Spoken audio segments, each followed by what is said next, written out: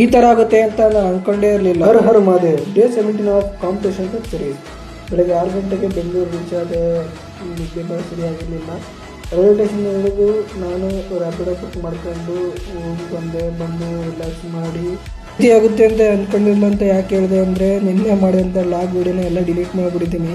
ಹಳೆ video delete ಮಾಡೋಕ್ಕೋಗಿ ನೆನ್ನೆ ಮಾಡಿರೋ ಲಾಗ್ ವೀಡಿಯೋನ ಎಲ್ಲ ಡಿಲೀಟ್ ಮಾಡಿಬಿಟ್ಟಿದ್ದೀನಿ. ಎಡಿಟ್ ಮಾಡೋಕ್ಕಾಗಲಿಲ್ಲ.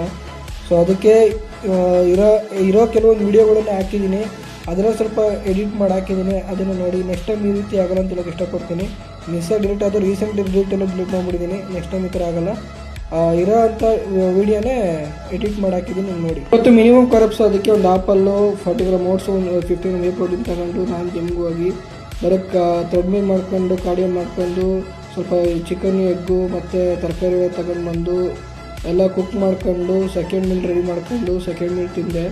120 gram rice, 100 gram chicken, capsicum ಮತ್ತು 2 ಎಗ್ ವೈಟ್ ತಿಂದು ಫ್ರೆಶ್ ಅಪ್ ಆಗಿ ಮತ್ತೆ ಥರ್ಡ್ ಮೀಲ್ನ ತಿನ್ಕೊಂಡೆ. ಯಾವುದಾದ್ರೂ ಅದು ಅಷ್ಟೇ 120 gram rice, 100 gram chicken, 50 gram capsicum, 2 egg white ತಿಂದು 1 ಅವರ್ ಮಲ್ಗೋಣಂತ ಮಲ್ಕೊಂಡೆ. ಅದು ನೋಡಿದರೆ ಈ 3 ಅವರ್ ಮಲ್ಕೊಂಬಿಟ್ಟೆ. ಇವತ್ತು ವರ್ಕೌಟ್ ಮಾಡೋಕ್ಕೆ ಮೂಡೇ ಇರಲಿಲ್ಲ. ಅದಕ್ಕೆ ಜಸ್ಟ್ 30 ಮಿನಿಟ್ಸ್ ಕಾರ್ಡಿಯೋ ಮುಗಿಸ್ಕೊಂಡು ಬರೀ ಕೋರ್ಗಷ್ಟು ವರ್ಕೌಟ್ ಮಾಡ್ಕೊಂಬಂದೆ. ವರ್ಕೌಟ್ ಮಾಡೋಕ್ಕೆ ಮೂಡೇ ಇರಲಿಲ್ಲ.